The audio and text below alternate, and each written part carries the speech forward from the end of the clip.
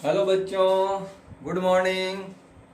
आज फिर हम आपके लिए लेकर आए हैं बड़ा ही मजेदार टॉपिक। दर्पण क्या है। दर्पण तो हम लोग सब देखते हैं, तुम लोग तो ज्यादा देखते हो। दर्पण यानी कि आईना, यानी कि मिरर। तो आज हम सिखाएंगे कि मिरर एक ही तरह का नहीं होता है जो हम लोग के घर में रहता है। मिरर तीन तरह का होता है। एक होता है प्लेन मिरर, समतल दर्पण। एक होता है कॉनकेव मिरर, अवतल दर्पण। एक होता है कॉन्वेक्स मिरर, उत्तल दर्पण। तो ये तीन गो दर्पण का क्या काम है, कहां पर इस्तेमाल होता है, कैसे पहचानेंगे कौन दर्पण है। हम लोग के घर में तो केवल समतल दर्पण रहता है, तो इसी पर चर्चा करेंगे। सबसे पहला क्वेश्चन है, आखिर दर्पण है क्या, मिरर क्या है। तो बच्चों, कोई भी सरफेस जो लाइट के मैक्सिमम पार्ट को रिफ्लेक्ट कर दे, इसको पर हम चार गो लाइट मारे, देखो ऐसे, और ये चारों के चारों को वापस भेज दिया, यहां से टकरा टकरा के चारों ऐसे भाग गया, तो कहेंगे कि ये मिरर है। ये मिरर है, चारों भेज दिया। तो और कोई ऐसा सतह रहता जो मिरर नहीं है, मान लो ये किताब का पेज है, कॉपी का पेज है, पेज ऑफ कॉपी, और रूल क्या था, ई था मिरर।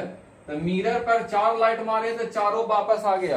ये कॉपी पर हम जब चार लाइट मारते हैं ऐसे, तो कॉपी भी कुछ लाइट को रिफ्लेक्ट करता है। चलो इस पर पांच को लाइट मार दिए, तो ये दो गो के रिफ्लेक्ट किया और तीन गो को एब्जॉर्ब कर लिया। तीन गो किरण को यह अंदरे रख लिया, अवशोषित कर लिया, अवशोषित, और दो गो के परावर्तित किया, और ये चार गो भेजे थे, चारों को परावर्तित कर दिया। तो यह दर्पण है और यह दर्पण नहीं है। किताब का पन्ना जो है यह दर्पण नहीं है। तो दर्पण क्या है, जो बोलेंगे उसी से लिखना है, आपको फेयर बनाना है।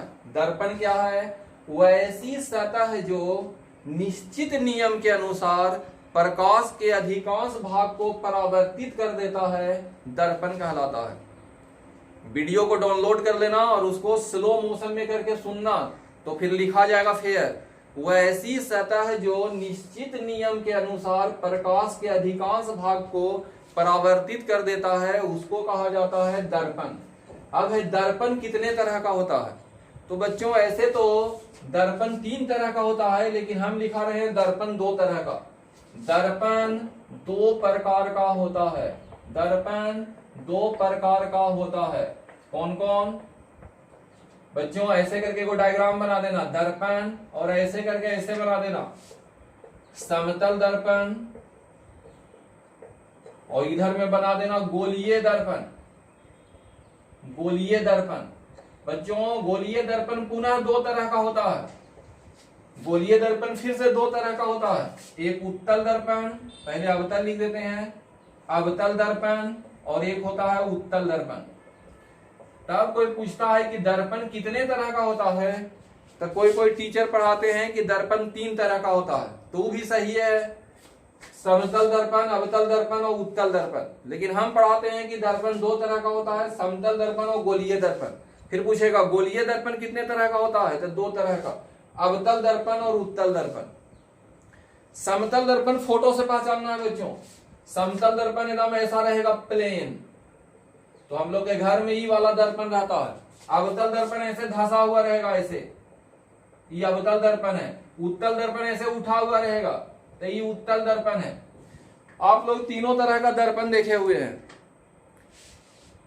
पूछेगा समतल दर्पण क्या है या किसे कहते हैं, तो वैसा दर्पण, समतल दर्पण क्या है, वैसा दर्पण जिसका परावर्तक सतह, जिधर से चेहरा नजर आएगा, इसको में दो गो सतह है, दर्पण में दो सतह होता है। इसको कहते हैं सिल्वराइड सरफेस, रजतित सतह, चांदी का पेंट है इस पर, रजतित सतह। और इसको कहते हैं परावर्तक सतह, रिफ्लेक्टिंग सरफेस, परावर्तक सतह। तो किसी भी दर्पण में दो सतह होगा, एक है रजतित सरफेस जिस पर चांदी का पेंट रहेगा, और एक जिधर से चेहरा नजर आएगा, परावर्तक सतह। तो चेहरा इधर से नजर आता है, इधर से चेहरा नजर आएगा, ऐसे दिखा रहे हैं कि लाइट आकर के टकरा के ऐसे वापस आ रहा है, लाइट यहां से टकरा के इधर आ रहा है तो ये रिफ्लेक्टिंग सरफेस है, परावर्तक सतह। वो ऐसा सतह, फिर से समझो, वो ऐसा सतह है जिसका परावर्तक सतह समतल हो, समतल दर्पण कहलाता है। वो ऐसा सतह है जिसका परावर्तक सतह धंसा हुआ हो, इसका परावर्तक सतह धंसा हुआ है बच्चा, तो इसको हम लोग बोलते हैं अवतल दर्पण। और वो ऐसा सतह है जिसका परावर्तक सतह उठा हुआ हो, इसका परावर्तक सतह उठा हुआ है और इसका समतल है, तो इसको हम बोलेंगे उत्तल दर्पण। तो चारों का, पांचों का आंसर बता दिए। वो ऐसा सतह, ये बनेगा पहला में फिगर, ये पूरा दूसरा में बनाइएगा, ये तीसरा का फिगर है, ये चौथा का फिगर है, ये पांचवा का फिगर है, पांचों में एक वो फिगर है। ये दोनों पहला में बना लेना, ए और बी में। फिर से सुनो क्या समझाएं, दर्पण क्या है को क्या समझाएं। वो ऐसी सतह है जो निश्चित नियम के अनुसार प्रकाश के अधिकांश भाग को परावर्तित कर देता है, दर्पण कहलाता है। दर्पण मतलब आईना। दर्पण दो तरह का होता है, समतल दर्पण और गोलीय दर्पण। गोलीय दर्पण भी दो तरह का होता है, कौन कौन? उत्तल दर्पण और अवतल दर्पण। अब है समतल दर्पण क्या है, तो वैसा दर्पण जिसका परावर्तक सतह समतल हो, समतल दर्पण। वैसा दर्पण जिसका परावर्तक सतह अंदर की ओर धंसा हो, अवतल दर्पण। वैसा दर्पण जिसका परावर्तक सतह बाहर की ओर उठा हो, उत्तल दर्पण। अब कहिएगा आप कि सर हम ये तीनों दर्पण कहाँ देखेंगे? तो समतल दर्पण को घर में देखोगे, जिसमें हम लोग चेहरा देखते हैं, बाल झाड़ते हैं, वो समतल दर्पण है। एक चम्मच ले लो, एकदम नया चम्मच, और जिधर से दवाई खाते हैं चम्मच में, या फिर जिधर से बच्चा को दूध पिलाते हैं, वो हो जाएगा आपका अवतल दर्पण। और इसका इधर वाला भाग जो है, अपोजिट साइड वाला भाग, इधर वाला उठा हुआ भाग चम्मच का, वो हो जाएगा उत्तल दर्पण।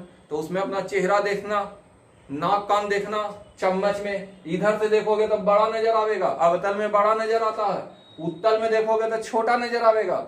और जो घर में आईना है समतल दर्पण, चम्मच में समतल दर्पण नहीं रहेगा, तो उसमें बराबर आकार का फोटो बनेगा। तो क्या होता है बच्चा, इसका तीनों का गुण क्या है? इसमें बराबर आकार का फोटो बनेगा, बराबर और सीधा। इसमें सीधा और बड़ा बनेगा, सीधा और बड़ा फोटो बनेगा अवतल में। इसमें सीधा और बराबर बनता है, और उत्तल में बनता है सीधा और छोटा फोटो। तो ये भी पूछ सकता है, सीधा मतलब मूड़ी ऊपर खड़ा है तो आईना में भी ऊपर मूड़ी नजर आएगा तो वो सीधा है, न तो मूड़ी ऊपर है और पैर नीचे है तो वो सीधा हुआ, और आईना में देख रहे हैं तो पैर ऊपर हो गया मूड़ी नीचे, तो उसको कहते हैं उल्टा। उल्टा फोटो भी बनता है, तो कहीं और सिखाएंगे। समतल दर्पण में हमेशा बराबर और सीधा फोटो बनेगा, ये ऑब्जेक्टिव है। अवतल दर्पण में बड़ा और सीधा फोटो बनेगा, और उत्तल दर्पण में सीधा और छोटा फोटो बनेगा।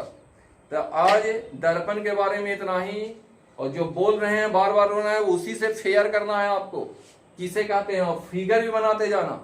थैंक यू बच्चों, थैंक यू।